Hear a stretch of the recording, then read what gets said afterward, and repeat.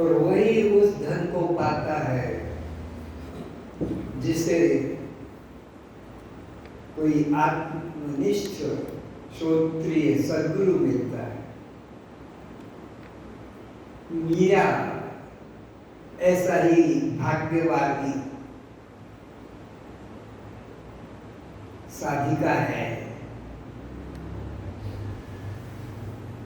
जिसको कि आत्मा का बोध चढ़ गया।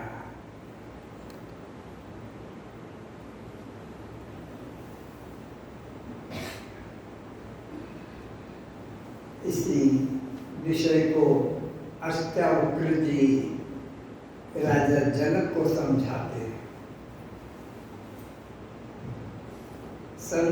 हैं और झकझोरते हैं, दिखाने की कोशिश करते हैं कि ये दिखता है कि नहीं दिखता है, विचलित होता है कि विचलित नहीं होता है, अचल रहता है या संशय में पड़ जाता है।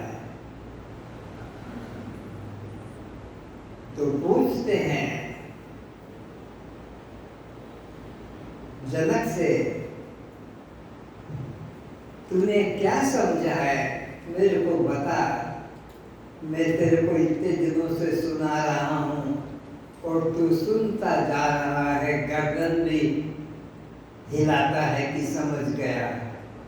तो शब्दों को ही रटा है कि मैं दृष्टा साक्षी आत्मा हूँ, कि सचमुच में आत्मा रूप से तूने अपने को जाना है कि मैं जनक राजा नहीं, न कोई मेरा राज्य है, न मेरी कोई रानी है, न मेरे कोई पुत्र हैं, न मेरा कोई राज्य विस्तार है। तो मेरे को तू बता। सुनते हैं जनक जी का अनुभव।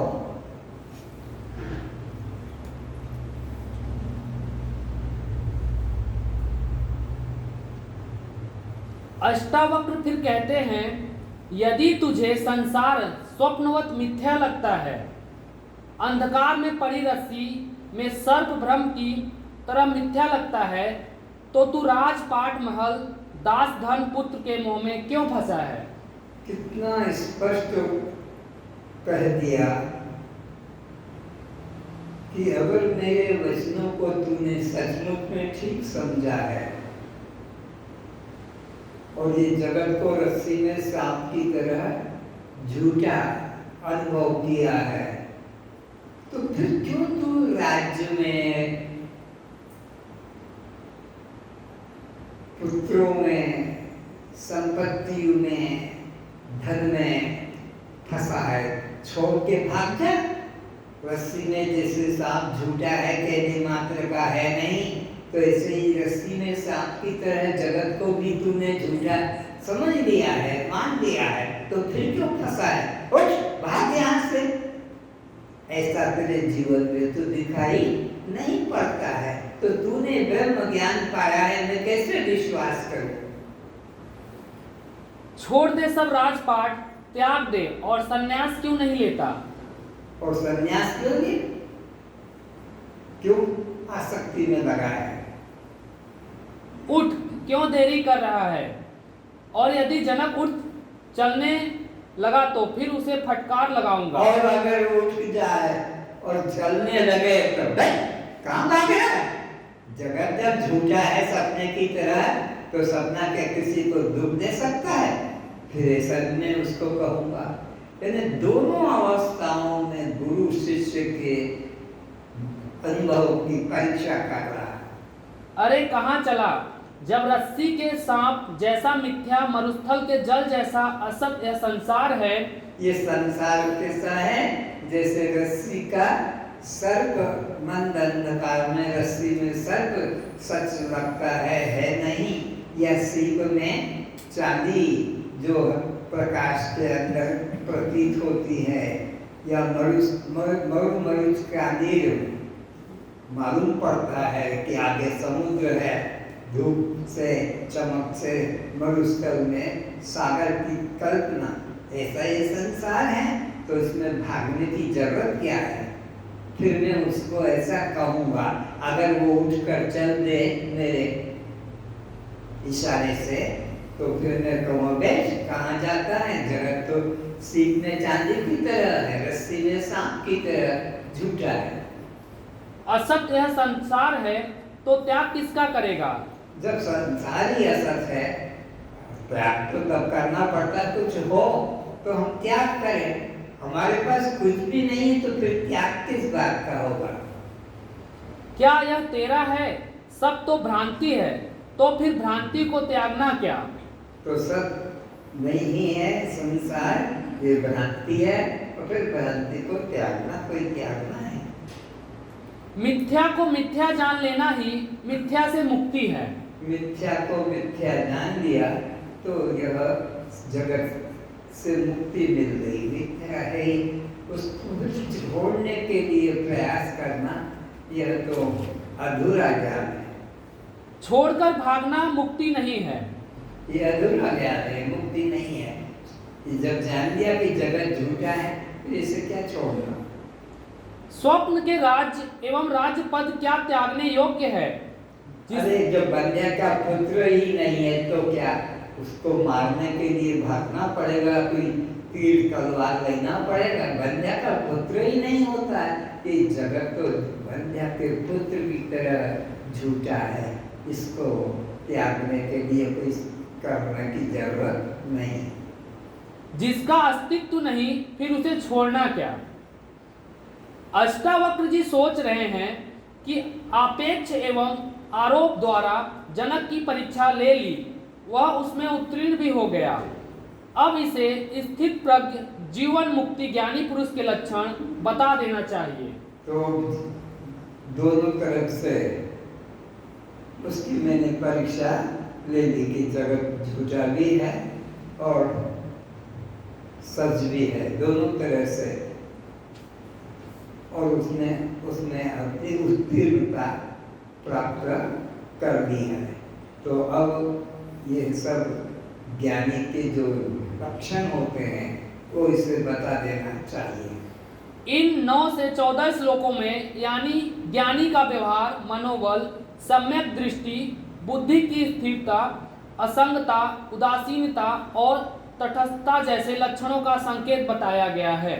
अब आगे ज्ञानी के लक्षण बताए, ध्यान से सुनो, क्योंकि अब जनक की दोनों तरह से परीक्षा लेनी है। स्थित प्रज्ञ जीवन मुक्त ज्ञानी के लक्षण। ज्ञानी पुरुष अज्ञानी के समान विषय सुख एवं बीमारी को भोगता हुआ दिखाई पड़ने पर भी, लोगों द्वारा निंदा प्राप्त होने पर भी वह दुख सुख फल भोग से रहित। ज्ञानी के जीवन में रोग भी आएगा, कुछ प्राप्त भी होगा, कुछ हानि भी होगी, लेकिन वो साक्षी बना लेता है, उसमें चंचल नहीं होता है।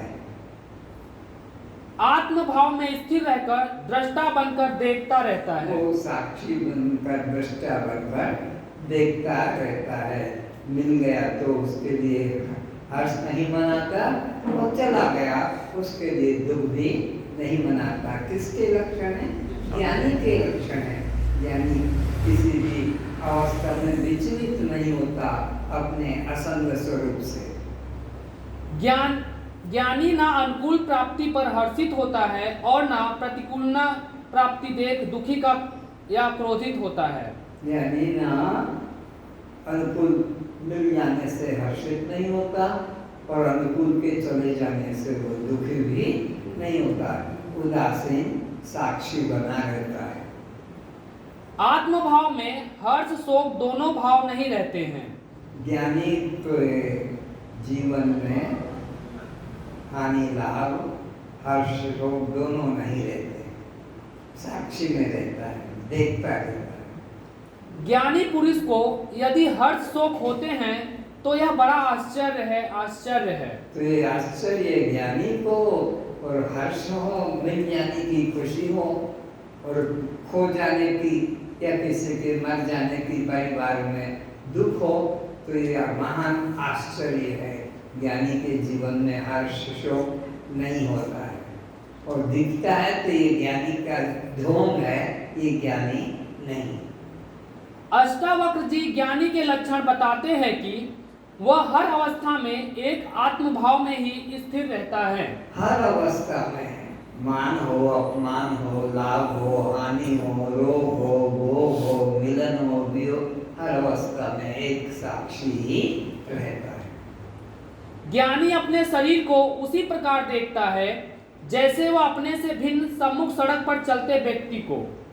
जैसे तुम्हारे सामने कोई जा रहा है, आ रहा है, यातायात हो रहा है, तुम अपने घर के दरवाजे पे कुर्सी पे बैठे हो और सड़क पे कुछ घटना घट रही है और तुम अपने घर के दरवाजे पर कुर्सी पे बैठे हो, उसमें तुम विचलित नहीं होते हो। वो जो भी घटना घटे उसे देखते हो, अपने से अलग हो, शरीर के साथ में उसको एक करके नहीं देखते हो, बल्कि अपने से अलग करके देखते हो। फिर से ज्ञानी अपने शरीर को उसी प्रकार देखता है जैसे वह अपने से भिन्न सम्मुख सड़क पर चलते व्यक्ति को। जैसे सड़क पे चलते हुए लोगों को देखता है और विचलित नहीं होता है, ऐसा ज्ञानी अपने शरीर को भी अपने से भिन्न दृश्य रूप में देखता है और उससे विचलित नहीं होता, सुख दुख नहीं मनाता है, अपना पराया भाव मन में नहीं लाता है। घर में आते जाते, उठते बैठते, खाते पीते, सोते जागते अन्य व्यक्ति को देखता है। ज्ञानी पृथ्वी के असंख्य लोगों को जैसे दृश्य रूप में भिन्न रूप जानता है और उन शरीरों के, उनके अंतःकरण की कामाकार, क्रोधाकार, लोभाकार वृत्तियों से भी अपना किंचित राग द्वेष नहीं करता है। तो अपने शरीर के अंदर भी मन में राग द्वेष की वृत्तियां नहीं उठने देता है और देखता रहता है। जैसे दूसरे के शरीर के अंदर कोई क्रिया होती है तो उससे अपने को अलग मानता है, अपने शरीर के अंदर जो वृत्तियां होती है उससे भी वो अपने को अलग जानता है, उन क्रियाओं को अपने ऊपर स्वीकार नहीं करता है। मन में आया, बुद्धि में आया, देह में कोई आया है, रोग आया है, भोग आया है, देखता है। लेकिन मैं रोगी हूँ, मुझे रोग आया है, मेरे को सुख मिला है, मेरे को दुख, ऐसा भाव अपने ऊपर नहीं लेता है। इसी तरह इस अपने कहलाने वाले एक देह को भी उस असंख्य की भीड़ में छोड़ देता है। असंख्य हो जाता है, जो दृश्य की भीड़ है, लोग जा रहे हैं, आ रहे हैं, जो जो हो रहा है मारपीट झगड़ा, उसी में अपने शरीर को भी छोड़ देता है उस भीड़ के अंदर, उससे अलग अपने को अलग नहीं करता। यह भी दृश्य होने से उसी भीड़ का एक सदस्य है। जैसे उन असंख्यों व्यक्तियों में से मेरा कोई संबंध नहीं, इसी प्रकार इस देह से भी मेरा किंचित भी संबंध नहीं है। देह से भी वो असंग अपने को मानता है। कैसे मानता है? जैसे भीड़ जा रही है और जो भी राग द्वेष हानि लाभ होता है दूर उससे अपने को देखता है। ऐसे देह को भी उसी भीड़ में छोड़ देता है और देह की कोई भी सुख दुख वृत्ति से अपने को जोड़ता नहीं। ज्ञानी की कोई निंदा करता है, प्रशंसा करता है, तो वह उसे अपने ऊपर स्वीकार नहीं करता है। कोई निंदा करे तो दुखी नहीं होता और कोई प्रशंसा करे ज्ञानी की क्रिया की, व्यवहार की, तो उससे वह खुश भी नहीं होता है, असंग रहता है। जैसे किसी दूसरे की कोई चर्चा कर रहा है और वो सुन रहा है, अपने देह के ऊपर कोई आक्षेप करे, विक्षेप करे, उससे अपने को अलग रखता है। उस निंदा स्तुति को भी उस असंख्यों लोगों की भीड़ में से किसी एक की निंदा स्तुति हो रही है, ऐसा ही जानता है। तो जैसे दृश्य में किसी की निंदा स्तुति होती है और अलग है, ऐसे इस देह की भी उसी भीड़ में छोड़ देता है। देह को भी भीड़ में देखता है, मेरे में ये घटना घट रही है, मुझे हो रहा है ऐसा नहीं मानता, बल्कि भीड़ का कोई एक व्यक्ति है। मैं उसे देख रहा हूँ, मेरा उससे कोई संबंध नहीं है। संत को जब गाली पड़ती है तो वह उसका वैसे ही मजा लेता है जैसे किसी और को गाली दी जा रही है। जैसे होली के दिनों में लोग एक दूसरे को क्या क्या दुष्कर्म करते हैं, मजाक करते हैं, गाली देते हैं, उसको होली का भगवा बनाते हैं, क्या क्या कर देते हैं। ऐसे ही अपने देह के साथ कोई भी क्रिया हो जाने से उसको मजा लेता है, उसमें दुख नहीं मनाता है। बुरा न मानो होली है, बुरा न मानो होली है, मुंह पे काला लगा दिया, गले में जूते की माला डाल दी कि जूता सर पे रख दिया, बुरा न मानो होली है, ऐसा कहते जाते हैं। तो ज्ञानी अपने देह पर कुछ भी घटना घटे समाज के मूर्खों के द्वारा तो स्वीकार नहीं करता। जहां उसके लिए सब एक आत्मा ही हो गया है, अब वह किसको सुने, किसको देखे, किसकी निंदा स्तुति करते सुने। ज्ञानी का शरीर से उसी प्रकार ममत्व हट जाता है जैसे व्यक्ति मल त्याग देने पर किंचित भी उस मल मूत्र में मेरा भाव नहीं रखता। ज्ञानी का शरीर उसी प्रकार ममत्व हट जाता है। शरीर से ममत्व हट गया तो कैसे जानेगा? जैसे मूत्र त्याग कर दिया, मल त्याग कर दिया, उस त्याग किए मल मूत्र में अहंता ममता नहीं करता है, हो गया, बस देखता है। जैसे व्यक्ति मल त्याग देने पर किंचित भी उस मल मूत्र में मेरा भाव नहीं रखता, ना उस तरफ देखता है। निकला 1 kg की, आधा kg की, पाव kg कि फिर वो लाल है कि पीला है कि काला है, जैसा भी है दृश्य है और अपने को उससे अनुभव दृष्टा अनुभव करता है। ना उस तरफ देखता है, ना साथ लेकर चलता है, ना वजन करता है, ना रंग देखता है, ना उसकी गंध लेने की इच्छा करता है। ज्ञानी पुरुष शरीर को एक पुराने वस्त्र बदलने अथवा सर्प द्वारा केचुली त्याग देने जैसा अपने से पृथक देखता है। जैसे मुरलीधर, धनुषधारी, गोवर्धनधारी, त्रिशूलधारी अपने को उन उपाधियों से पृथक जानते हैं, किंतु मैं मुरली हूँ, मैं त्रिशूल हूँ, मैं धनुष हूँ, मैं गोवर्धन हूँ, ऐसा वे नहीं समझते हैं। वे सब इन उपाधियों से पृथक ही अपने को जानते हैं। इस प्रकार ज्ञानी अपने को देहधारी मानता है, किंतु मैं देह नहीं हूँ, स्त्री पुरुष, बूढ़ा जवान, किशोर गोरा काला हूँ, ऐसा नहीं देखता है। देह में अगर कोई रोग आ गया, आंख में रोग आ गया कि पेट में रोग आ गया तो उसका उपचार भी करता है। ये नहीं कि रोग आने पर भी हम मना करेगा कि मेरा उपचार मत करो, वो देह को अपना मानता ही नहीं है। वो देह के साथ जो जरूरी होता है वो क्रिया भी करता है। देखने में ज्ञानी के देह की क्रियाओं व अन्य अज्ञानी के देह की क्रियाओं में कोई अंतर नहीं पड़ता है। अंतर इसी बात का रहता है कि अज्ञानी अपने को उन समस्त क्रियाओं का कर्ता एवं फल भोगता देखता है, जबकि ज्ञानी अपने को ना कर्ता मानता है और ना भोगता देखता है। ये दोनों का अंतर है। ज्ञानी कैसा मानता है? अपने को कर्ता, भोक्ता, सुखी, दुखी, अपमानित, मानित, ये अज्ञानी मानता है।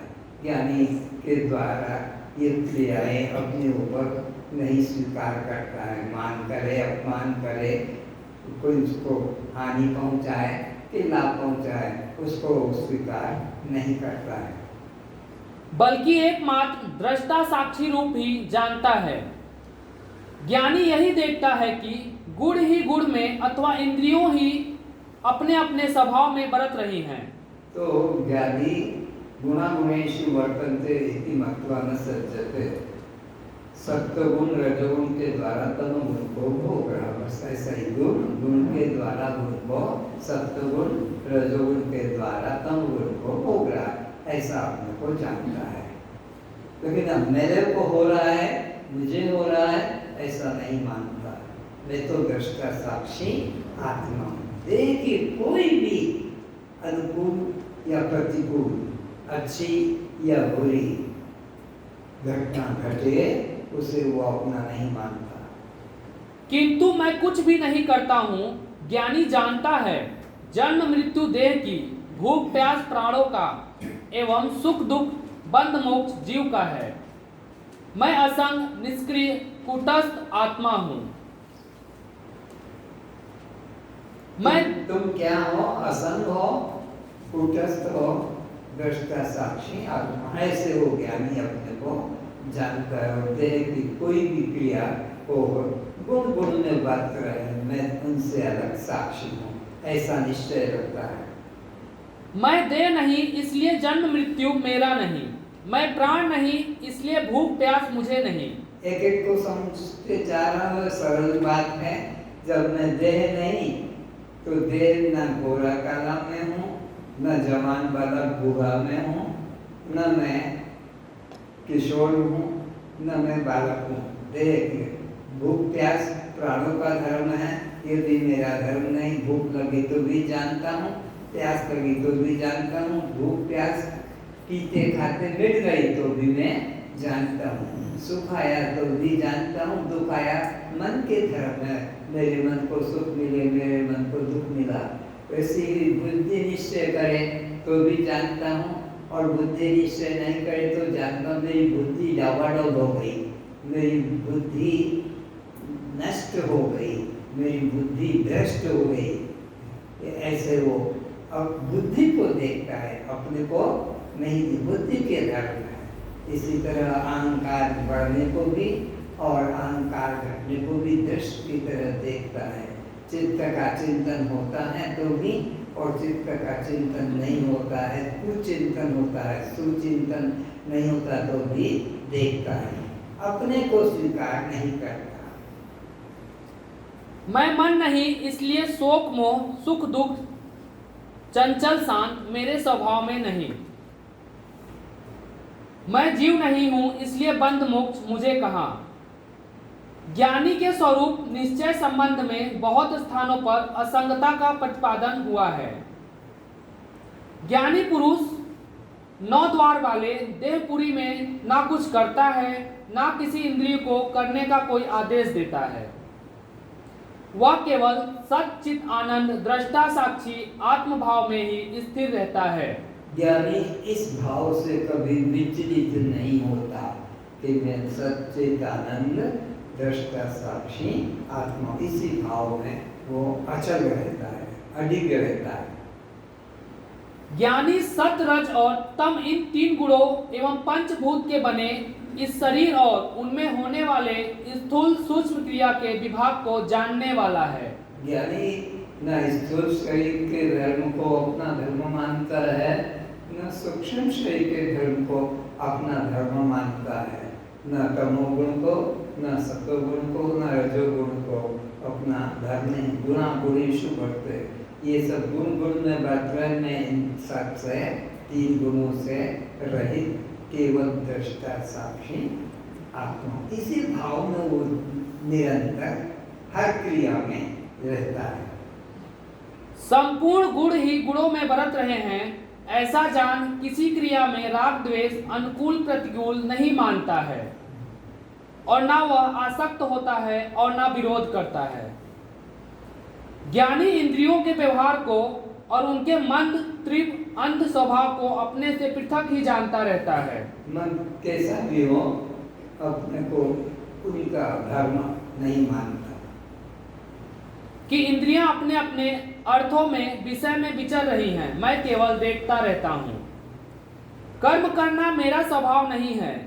यहाँ यह देखने को मिलता है कि एक अज्ञानी देखना सुनना छूना सूंघना बोलना भोजन गमन संयम संभोग संतान श्वास खांसना ग्रहण करना आँख का खोलना बंद करना आदि जो जो क्रियाएं करता है, वही सब क्रियाएं ज्ञानी के शरीर में भी होती हैं। ज्ञानी किसी इंद्रिय को उसके स्वाभाविक कर्म से वंचित नहीं करता। 14 त्रिपुटियों का व्यवहार ज्ञानी के शरीर में होता रहता है। 5 ज्ञानेंद्रिय का जो स्वभाव है, शब्द स्पर्श रूप रस गंध को ग्रहण करना, 5 ज्ञानेंद्रिय। 5 कर्मेंद्रियों का जो कर्म है उसको भी वो जानता है, वाक वाणी पाद उपस्थित बुधा। और अंतःकरण की 4 वृत्तियाँ है, मन बुद्धि चित्त अहंकार। ये पूरा का पूरा सूक्ष्म शरीर 14 त्रिपुटी वाला है। 14 त्रिपुटियों में कोई भी अनुकूल हो कि प्रतिकूल हो, अच्छी हो कि बुरी हो, अपना वो स्वीकार नहीं करता। गुण गुणेशु वर्तन्ते, सत्वगुण रजोगुण के द्वारा तम गुण का भोग कर रहा है। ज्ञानेन्द्रियां सत्वगुण की है, रजोगुण की इंद्रियों के द्वारा तम विषय को भोगता। मैं तो दृष्टा साक्षी आत्मा इसी भाव में अडिग रहता है। सबको उसके स्वभाव अनुसार व्यवहार करने की स्वतंत्रता दे रखता है। जिस समय सतगुरु कृपा द्वारा मुमुक्षु को देह से पृथक मैं दृष्टा साक्षी आत्मा हूँ और यह देह एवं इसकी क्रियाएं मेरी नहीं है, ऐसा बोध हो जाता है, तो देह भी जब मेरा नहीं तो देह की क्रिया भी मेरी नहीं, ऐसा अपने को देह से अलग करके जानता है। तब वह ज्ञानी गुणों के अतिरिक्त अन्य किसी को करता नहीं देखता। सर्कस में, रामायण में, रामलीला में, ड्रामा में एक होता है बहरूपिया। वो कोई भी प्रकार की क्रिया उसके साथ होती है, बहरूपियों के साथ में। बहरूपिया बोलते हैं उसको, जोकर जहाँ जोकर बोलते हैं उसको। तो वो उस क्रिया के साथ अपने को एक नहीं करता, जो भी होता है उसको असंग रखकर, दृष्टा रहकर देखता रहता है जोकर। और तीनों गुणों के अत्यंत परे श्रेष्ठ सच्चिद आनंद घन स्वरूप मुझ परमात्मा को तत्व से अर्थात मैं रूप आत्मा रूप में जानता है। और अपने को हर समय सत हूँ, चित हूँ, आनंद हूँ, दृष्टा हूँ, साक्षी हूँ, इस तरह हर समय वो अपने को जानता रहता है। इस सच्चिदानंद स्वरूप से कभी वो विचलित नहीं होता है ज्ञानी पुरुष। उस समय वह मुझे ही प्राप्त होता है, ऐसा निश्चय करने वाला फिर वह 84 के चक्कर में भटकता नहीं, कि स्वर्ग नरक जाता नहीं, कि पाताल या अन्य लोक में जाता नहीं, वो मेरे को ही प्राप्त होता है। कौन? जो सच्चिदानंद स्वरूप आत्मा अपने को जानता है, ऐसा ज्ञानी, फिर वह मुझको ही प्राप्त होता है। जैसी मति वैसी गति। जिस पुरुष के अंतःकरण में किसी भी प्रकार के कर्मों व भोगों के प्रति मैं करता हूँ ऐसा भाव नहीं है, तथा जिसकी बुद्धि सांसारिक पदार्थों में और कर्मों में लिपायमान नहीं होती, वह ज्ञानी पुरुष सब लोगों को मारकर अथवा सब भोगों को भोग कर भी वास्तव में ऐसा जानता है कि मैं ना तो किसी कर्म का करता हूँ ना भोगता हूँ। ज्ञानी पुरुष के शरीर जब तक प्रारब्ध से बचा है, ज्ञानी पुरुष का शरीर प्रारब्ध से ही बचा है। ज्ञान होने के बाद में वो अपने को देह से अलग मानता है, लेकिन शरीर प्रारब्ध से बचा रहता है, तो उसमें कोई भी प्रकार की लाभ की क्रिया, की हानि की क्रिया, की मान की क्रिया, की अपमान की क्रिया होती है, लेकिन उस क्रिया के अंदर वो राग द्वेष नहीं करता है, राग द्वेष से अपने को अलग जानता है। ये बुद्धि का धर्म है, ये तो मन का धर्म है, ये तो आँख का धर्म है, ये तो पैर का धर्म है, मलमूत्र का धर्म है। मेरा नहीं, मैं इनसे अलग दृष्टा साक्षी आत्मा हूँ। फिर से जिसकी बुद्धि सांसारिक पदार्थों में और कर्मों में लिपायमान नहीं होती, वह ज्ञानी पुरुष सब लोगों को मारकर अथवा सब भोगों को भोग कर भी वास्तव में ऐसा जानता है कि मैं ना तो किसी कर्म का करता हूँ ना भोगता हूँ। तो ज्ञानी पुरुष ये नहीं कि वो मुर्दे की तरह पड़ा रहेगा, बल्कि वह सब तुम्हारी तरह लेन देन व्यवहार भी कर लेता है। भोग आता है, भोगता है, और जहाँ उसको उसके प्रति विपरीत अवस्था करना है तो वह भी लड़ाई भी लड़ लेता है। सम्मान आता है स्वीकार कर लेता है, अपमान आता है तो उसको भी अलग कर लेता है, धक्का देकर कि बाड़ी से मारकर कि किसी शब्द के द्वारा। ज्ञानी अपने पैर स्वीकार नहीं करके उसका त्याग भी करता है। और न कर्म भोग के फल स्वरूप पाप पुण्य से बनता हूँ। ज्ञानी के शरीर में रोग पीड़ा भोग होते हैं, किंतु ज्ञानी किसी क्रिया में भागीदार नहीं बनता, ना मालिक बनता है। ज्ञानी आनंद आत्मा को प्राप्त होने से इंद्रिय पुरुषों विषयों के प्राप्ति होने पर प्रसन्न नहीं होता, और ना प्राप्त ना होने पर उसके लिए कोई दुख करता है। भूख प्यास, अंधापन, बहरापन, काम क्रोध आदि समस्त विकार सूक्ष्म शरीर के हैं। मैं तो लिंग देह से भिन्न दृष्टा साक्षी स्वयं प्रकाश सर्वाधिष्ठान आत्मा हूँ।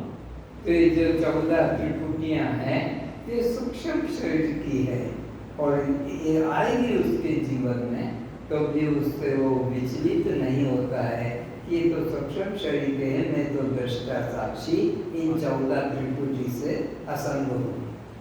मुझ में इन स्थूल सूक्ष्म देह में कोई भी गुण धर्म नहीं है। इस प्रकार ज्ञानी अनात्म देह प्राण इंद्री मन बुद्धि आदि के धर्मों को अपना नहीं मानता है। क्रोध हो या प्रसन्नता हो, सुख हो या दुख हो, या दोनों धर्म मन के हैं। मन जड़ है, मैं आत्मा चेतन हूँ, ऐसा जानता है। ज्ञानी एवं भोक्तृत्व भाव से मन जड़ है किंतु मैं आत्मा चैतन्य हूँ, ऐसा अलग समझता है। अपने को मुक्त मानता है, इसलिए भोगता हुआ भी अभोक्ता ही रहता है। पीड़ा होने पर भी अपने से पीड़ा नहीं मानता। रामकृष्ण परमहंस को कैंसर रोग की पीड़ा, कृष्ण को पैर में तीर लगा, भीष्म तीरों की सैया पर लेटे मृत्यु की प्रतीक्षा करते रहे। जीसस को सूली, मंसूर के हाथ पैर गर्दन कटी, सुकरात को जहर, मीरा को जहरीला सर्प का जहर पिलाया। इन ज्ञानियों के लक्षण बता रहे हैं कि देह के साथ वो किस प्रकार से व्यवहार रखते हैं। इन विभिन्न प्रकार की कष्टप्रद घटनाओं को भी उन्होंने अपना कष्ट नहीं जाना। दूसरे के शरीर को तो अपने से भिन्न सभी अज्ञानी भी देखते हैं कि अपने शरीर को भी दूसरे के शरीर की तरह ज्ञानी ही देखता है।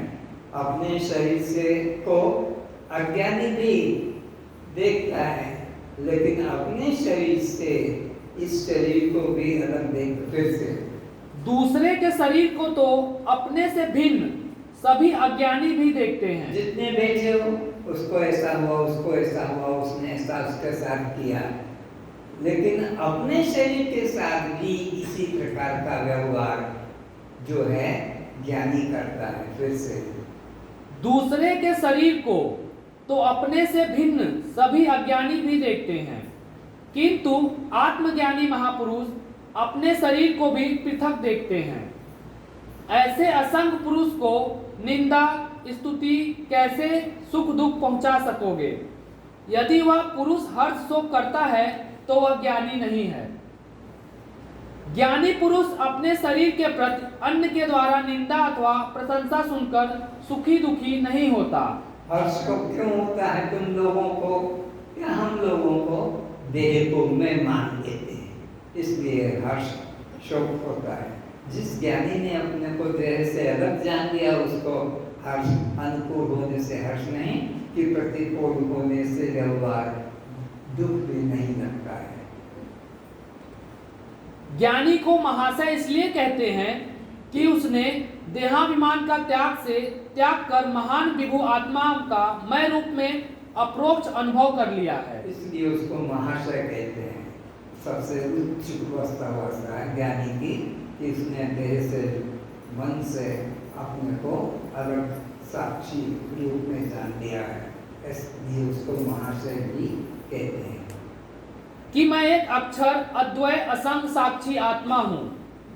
ज्ञानी देह को देख कोई उसे अष्टावक्र कहे कि त्रिभंगी कहे, अंधा लंगड़ा कुबड़ा कुष्टी बौना लंबा दुर्बल मोटा गोरा काला सुंदर असुंदर हिजड़ा नपुंसक नामर्द कहे, वह किंचित भी हर्ष शोक को प्राप्त नहीं होता। जब अष्टावक्र जी राजा जनक की सभा में गए और जाकर उस राज सिंहासन के ऊपर जो राजा ने छोड़ दिया था कि कोई ज्ञानी होगा उसी को बैठ रहूंगा, तो अष्टावक्र जी उसी पर बैठ गए। और जब बैठे तो उसकी अवस्था जो लंगड़ापना टेढ़ापना मुख का रूप था उसको देख के सब लोग हंस पड़े। तो अष्टावक्र जी भी जोरों से हंसे, तो सब जो बैठे थे तत्व चर्चा करने वाले विद्वान लोग पंडित लोग वे हंसना चुप कर गए कि ये अपनी शक्ल तो देखे थे, यहाँ कोई हंसने की तो चीज ही नहीं है। उन पंडितों के ज्ञानियों के अंदर ये था। तो पूछा जनक ने कि आप यहाँ हंसे क्यों, यहाँ क्या आपको ऐसा दिखाई पड़ा? बोले मैंने सुना था, अष्टावक्र जी कहते हैं, जनक को जवाब देते हैं। जनक को आश्चर्य लगा कि हम सब तो हंसे इसकी अवस्था देखकर, इसकी पागलपन देखकर कि ये आसन तो उसी को मिलेगा जो जनक के प्रश्न का उत्तर दे देगा, और ये किससे बैठ गया और बैठ भी गया, तो ये क्या देखकर हंसा? तो पूछा जनक ने कि पहले तो यहाँ बैठे कैसे और बैठ गए, तो यहाँ ऐसी क्या चीज दिखाई पड़ गई जिसकी वजह से तुमको हंसी आई? तब उत्तर दिया, मैंने सुना था कि जनक की सभा में विद्वान लोग ब्रह्म की चर्चा करते हैं। मैंने सुना था, यहाँ तो देखा कि यहाँ तो चमारों की सभा है, इसलिए मुझे हंसी आ गई। ये चमारों की सभा, बोले आप होश में बात करो, यहाँ तो सब द्विवेदी त्रिवेदी चतुर्वेदी पंडित लोग हैं, ज्ञानी विद्वान हैं, यहाँ कोई भी चमार नहीं। बोले यहाँ तो मेरे को कोई भी ऐसा विद्वान की पंडित भी दिखाई नहीं पड़ता, मैं तो देख रहा हूँ सब चमार है। फिर वही बार बार दोहरा रहा, कैसे चमार कह दिया? क्योंकि चमारों की दृष्टि चमड़े पर होती है, चमार चमड़ी की परख करता है। तो ये लोग जो हंसे मेरे इस सिंहासन पर बैठकर देख कर जो हंसे, तो मुझे लगा कि ये सब चमार है, क्योंकि इनका ब्रह्म लंगड़ा लूला अंधा कुबड़ा है क्या? क्योंकि इनको हंसी आई मेरे शरीर को देखकर। और तत्व चर्चा चल रही है कि ब्रह्म के अतिरिक्त दूसरा कोई है नहीं, तो ये ब्रह्मदर्शी होते, ये जितने बैठे हैं तुम्हारी सभा में, खा पी रहे हैं, संत बने हैं तुम्हारी सभा में, तो अगर ये ब्रह्मदर्शी वाले होते तो मेरे शरीर को देखकर हंसते नहीं, क्योंकि एक ब्रह्म के अलावा दूसरा कोई है नहीं, ऐसा ये सिद्धांत वेद का, और ये उसी की चर्चा कर रहे हैं। तो क्या इन्होंने अपने ब्रह्म को कोड़ा काना लंगड़ा देखा? समझ गया राजा, ये बहुत उच्च कोटि का विद्वान बालक है, क्योंकि ये सब हंसे हैं इसके शरीर को देखकर। तो तेरे प्रश्न का जनक कहता है, खड़ा कर उसको जो बंदी नाम का ब्राह्मण के सामने सबको हरा हरा कर और समुद्र में पहुंचाता है।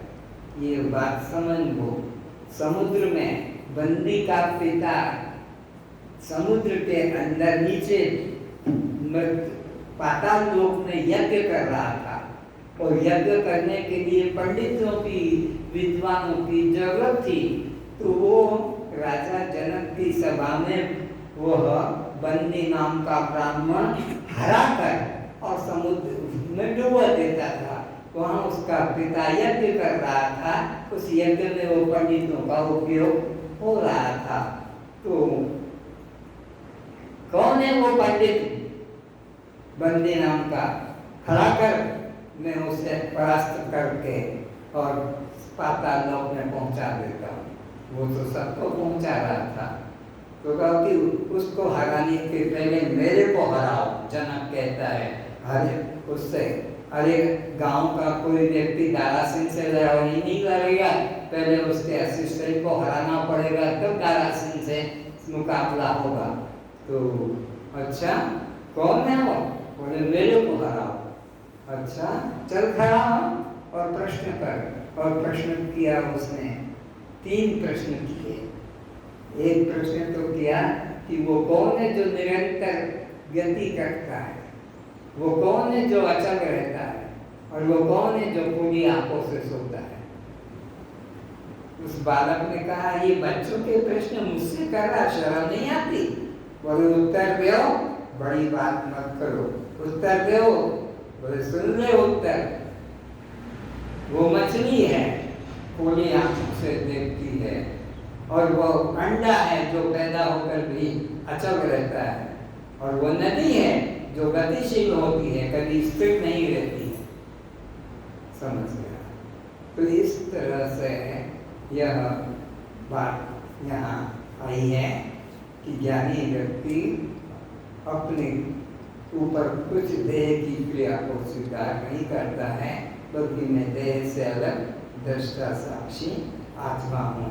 और ये भूख प्यास धर्म तो प्राण के हैं, सुख दुख धर्म तो मन के हैं, जन्म मरण धर्म तो शरीर के हैं, और बंध मोक्ष तो जीव के हैं। मैं तो इन सब से अलग हूँ।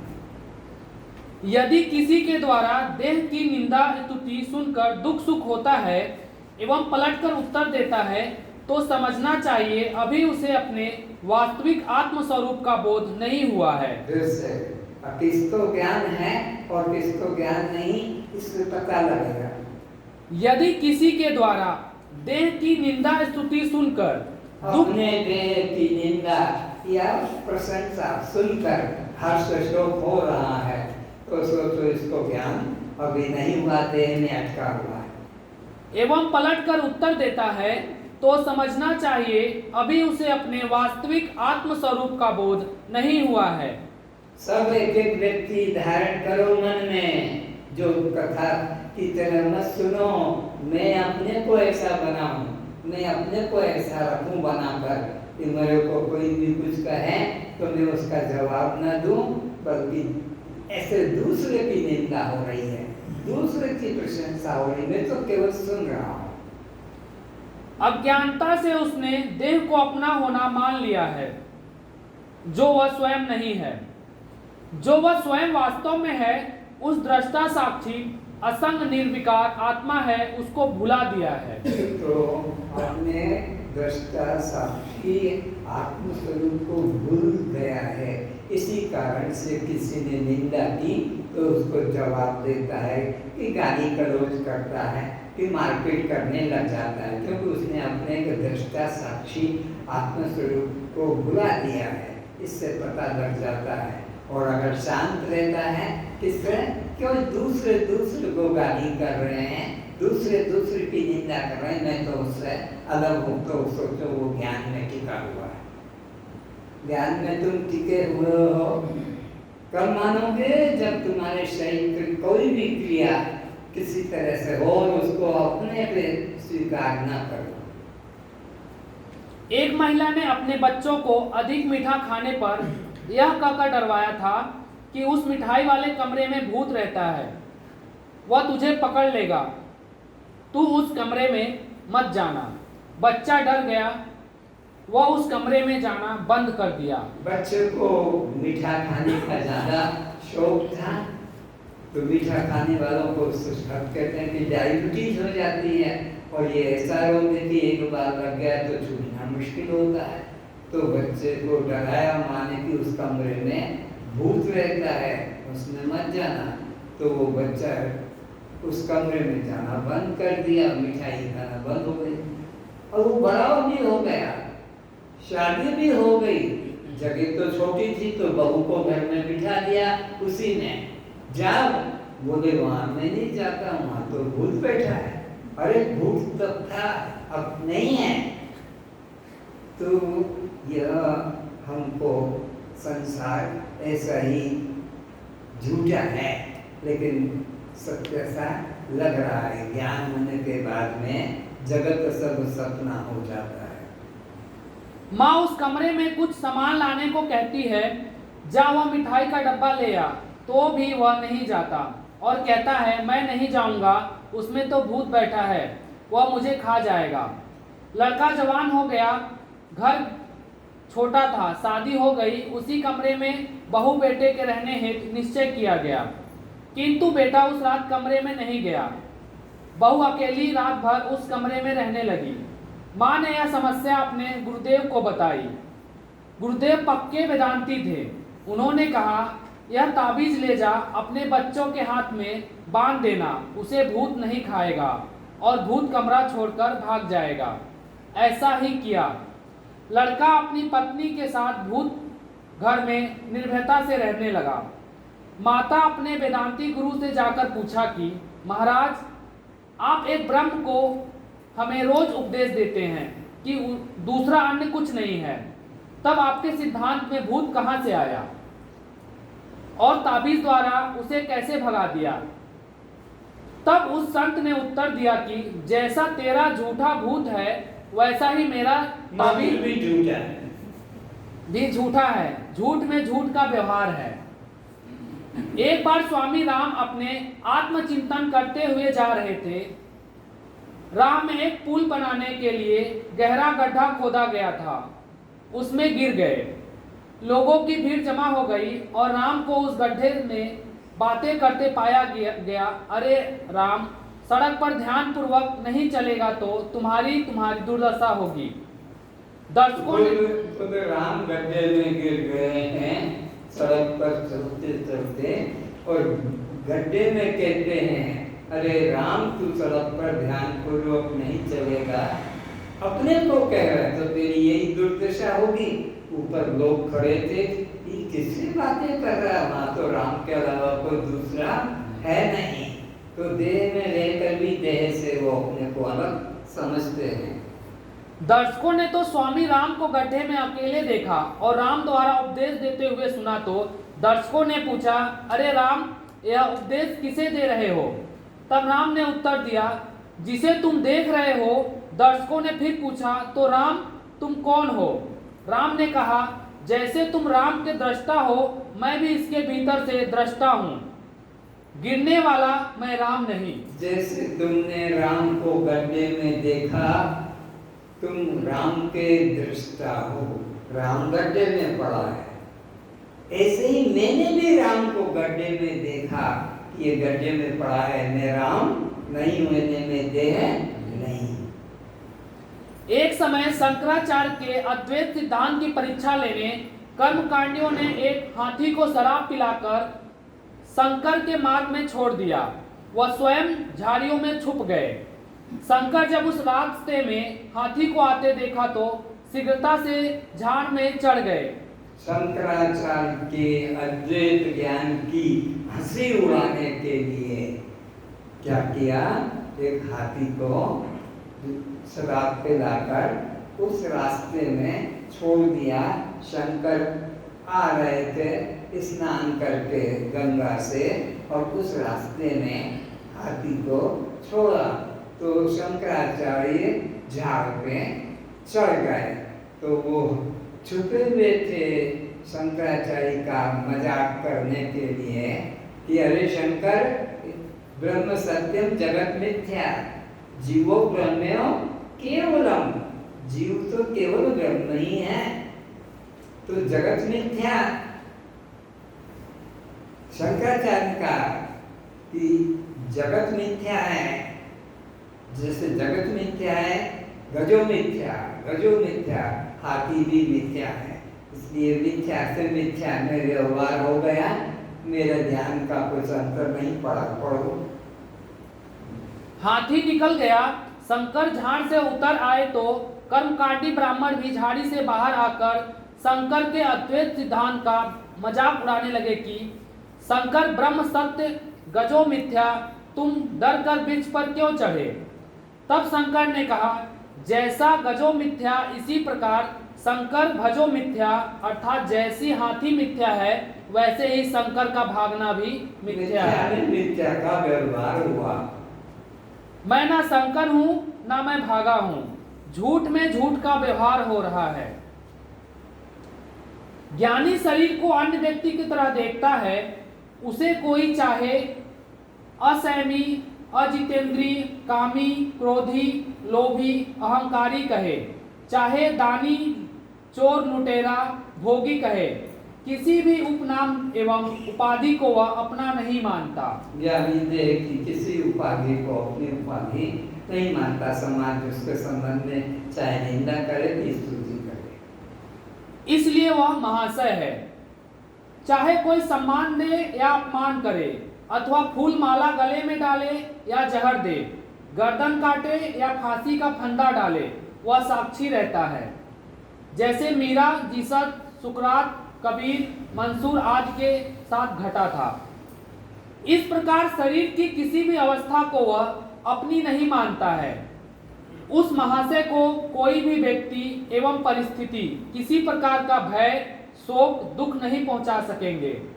ज्ञानी व्यक्ति को किसी भी प्रकार का रोग कहो कि भोग कहो कि परेशानी, दुख नहीं दे सकती। जो ज्ञान अपने रहने वाले शरीर के रोग, भोग आदि व्याधि एवं उपाधि को दूसरे व्यक्ति की तरह सर्वदा देखा करता है, उसे महाशय जानो।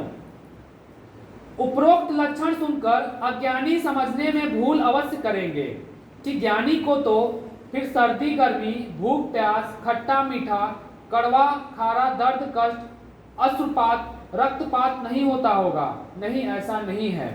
अज्ञानी लोग इसकी कल्पना करते हैं कि ज्ञानी को तो एक ब्रह्म का दृष्टि होती है, इसलिए खट्टा मीठा, गर्म ठंडे का कुछ भेद नहीं रहता होगा। पर ऐसा नहीं, गर्म को गर्म भी देखता है, ठंडे को ठंडा भी देखता है, खट्टे को खट्टा भी देखता है और मीठे को मीठा भी। जैसा ठंडी के दिनों में एक साधारण व्यक्ति को शीतलहर स्पर्श होता है और वह उसके निवारण रजाई कंबल ओढ़ता है, ज्ञानी भी ऋतु अनुसार अज्ञानी की तरह कपड़ा पहनना, ओढ़ना, खोलना बदलता है। जैसे शीतकाल में कोई दानी गाड़ी में कंबल रख रात को निकले हैं और जहां जहां गरीब खुले आकाश में घुटने छाती से लगा कांपते जूझते पड़े हैं, उनके ऊपर वे दानी जिस दया के वशीभूत हो कंबल डाल देते हैं। इसी प्रकार महाशय उस अपने कहे जाने वाले शरीर पर भी दया कर वस्त्र अर्पण करते हैं। जैसे दानी लोग सड़क पे कोई कांप रहा है, ठंड के दिन है, तो उसके ऊपर कंबल डाल देते हैं। इसी तरह ज्ञानी भी अपने शरीर के ऊपर इसी तरह कंबल डाल देता है या विषय उसको प्रदान कर देता है। किंतु मैं ठंडी से धूज रजा हूँ, मुझे ठंडी लग रही है, ऐसा उसका अनुभव नहीं होता।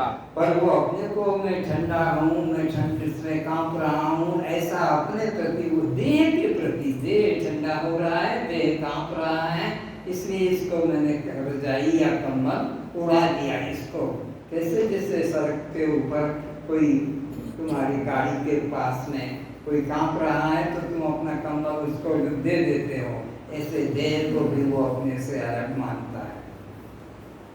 जो शरीर का धर्म है वह शरीर पर होगा ही, चाहे अज्ञानी का शरीर हो या ज्ञानी का।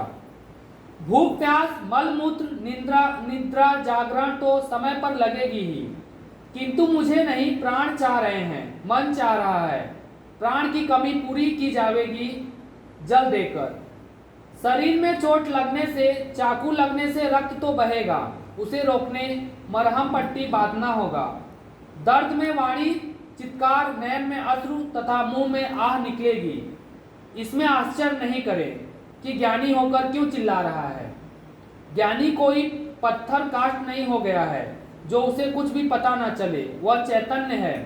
ज्ञानी कोई पत्थर या लकड़ी नहीं हो गया है जिसको कि कुछ असर नहीं होगा, वो चैतन्य है। इसलिए उसमें यह अज्ञानी की तरह आवाज भी निकलेगी, चिल्लाहट भी होगी। शरीर थकेगा तो नींद विश्राम लेगा। घर में आग लगने पर घर के अज्ञानियों की तरह वह भी बाहर की ओर भागने लगेगा, घर में नहीं बैठा रहेगा। किंतु इस तरह की क्रिया से उसके ज्ञानी होने में संदेह नहीं करना चाहिए। अज्ञानी तो घर से बाहर निकल के जा रहे हैं, आग घर में लगी, ज्ञानी है, इसको तो अग्नि से डरना नहीं चाहिए, क्योंकि लक्षण कहा है नैनम छिन्नन्ति शस्त्राणि नैनम दहति पावक न च उपलब्धिं प्रापो न शोषति मार्तः। ज्ञानी आत्मनिष्ठ कैसा होता है, अग्नि जला नहीं सकती है आत्मनिष्ठ को। आत्मनिष्ठ को मतलब आत्मा कोई शरीर तो है नहीं, शरीर तो अज्ञानी का है और शरीर ज्ञानी का भी है। अज्ञानी के शरीर को चाकू लगेगा, रक्त निकलेगा, ज्ञानी के शरीर को भी चाकू लगेगा, रक्त निकलेगा। अज्ञानी के शरीर को अग्नि जलाएगी, ज्ञानी के शरीर को भी अग्नि जलाएगी। अज्ञानी का शरीर पानी में भीगेगा, ज्ञानी का शरीर भी पानी में भीगेगा। अज्ञानी पवन से सूखेगा, ज्ञानी भी पवन से सूखेगा। ज्ञानी और अज्ञानी के शरीर के अंदर कोई आत्मा की बात है तो आत्मा को न शस्त्र काटते हैं, न अग्नि जलाती है, न पानी भिगोता है, न पवन सुखाता है आत्मा को। तो आत्मनिष्ठ ज्ञानी देह की क्रियाओं से अलग अपने को अनुभव करता है, पर देह में जो हो घटना अज्ञानी को घटेगी, ज्ञानी के देह में भी रक्त निकलेगा कि आग में जलेगा तो वह कंपित होगा। यह ज्ञानी होकर अग्नि से क्यों डरता है, जबकि यह अपने प्रवचनों में तो श्रोताओं को उपदेश करता है कि आत्मा शस्त्र से कटता नहीं, अग्नि से जलता नहीं, पानी से भीगता नहीं, पवन से सूखता नहीं। फिर यह अपने को आत्मज्ञानी मानने वाला मरने से क्यों डरता है। काम है तो उठेगा, चलेगा, बोलेगा, किंतु देह संघात की क्रिया को वह अपनी नहीं देखता है। अंदर से अपने को साक्षी दृष्टा ही जानता है, इसलिए भोग भोगते हुए अभोगी की तरह रहता है। गोपियों की कथा है, यमुना पार जाने के प्रसंग में यमुना नदी की बाढ़ में यह कहकर मार्ग मिला कि कृष्ण ब्रह्मचारी एवं दुर्वासा ने अपने जीवन में अन्न कभी ना खाया हो, तो हे यमुना माँ, हमें पार होने के लिए रास्ता दो, और रास्ता मिल गया। अज्ञानी लोग संत की महिमा उसके शरीर को देख करते हैं कि क्या सुंदर शरीर, क्या स्वर्ण जैसी काया, क्या चेहरे का तेज, क्या लंबे घुंघराले बाल, हाथ तो देखो घुटने तक लंबे शरीर 6-8 फीट लंबा। इस प्रकार संत को देखने वाले, पुतले को पूजने वाले, फोटो को पूजने वाले चमार ही समझो। ज्ञानी भी शरीर को मैं रूप अपना माने अथवा शरीर की निंदा स्तुति को अपनी माने तो वह चमार है, संत ज्ञानी नहीं। चतुराई चले पड़े मत पड़े अचार, दादू आत्म ज्ञान बिन चारों वर्ण चमार। बस आप अभी ये जो प्रसंग था दुर्वासा ऋषि का और गोपियों का, तो संत के दर्शन करने की इच्छा हुई गोपियों को। कृष्ण यमुना के इस तट पे है और दुर्वासा जी यमुना के दूसरे तट पर है।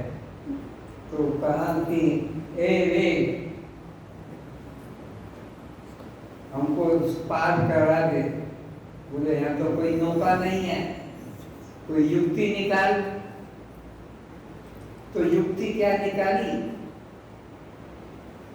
कि आज नहीं कल चले जाना, यमुना में कोई बाढ़ सब समय थोड़ी रहेगी। नहीं हमको आज जाना है, उनको ताजा भोग प्रसाद भोजन कराना है, तो उस पार पहुंचा दे।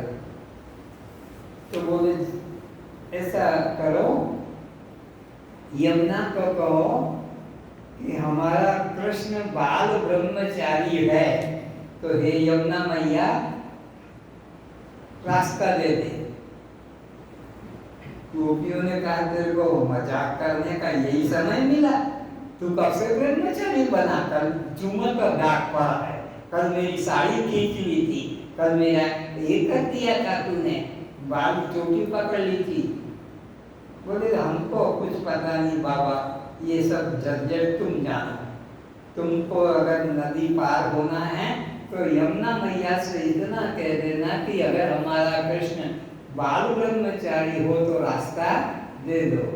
तो किसी गोपी ने कहा अरे वो ब्रह्मचारी की भ्रष्टाचारी, हमें क्या, हमें तो गंगा के पार जाना है, रास्ता मिल गया तो ठीक है, तो चलो।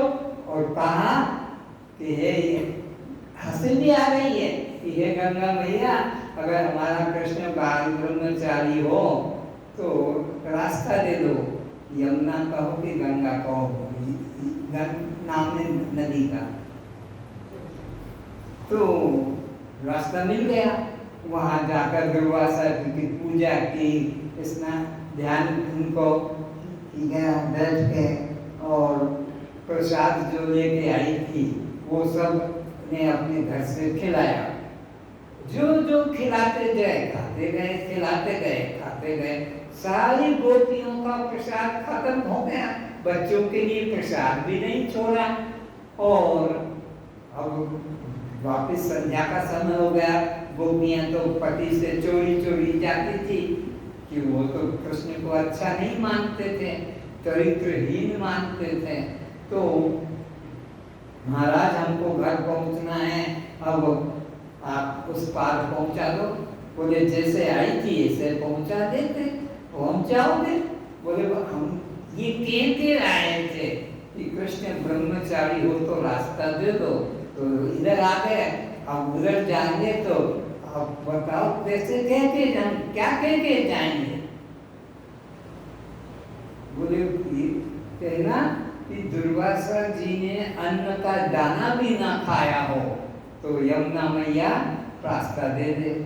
सोचा ये वो तो गपोड़ी, तो ये दादा गपोड़ी है, वो कहता है बाल ब्रह्मचारी अपने को, और ये कह रहा है कि अन्न का दाना भी ना खाया हो, जबकि सब प्रसाद खा गया, इतना भी नहीं बचाया। तो संतों के जीवन की क्रिया को अज्ञानी नहीं समझ सकते। संत जो कहते हैं बस वो सत्य है, क्रिया को कभी सत्य, ज्ञानी के क्रियाओं को सत्य मत समझो, ज्ञानी के वचन को ही सत्य समझो। और यमुना के दो भाग हो गए और उस पार पहुंच गई, और जैसे उस पार पहुंची तो फिर यमुना पे मिल गई। तो ये क्या मामला है, ये ब्रह्मचारी है और ये दाना नहीं खाया, जबकि प्रत्यक्ष में कुछ और है। आज इतना ही, तो संतों की क्रिया पर ध्यान मत दो, संतों के वचन पर ध्यान दो।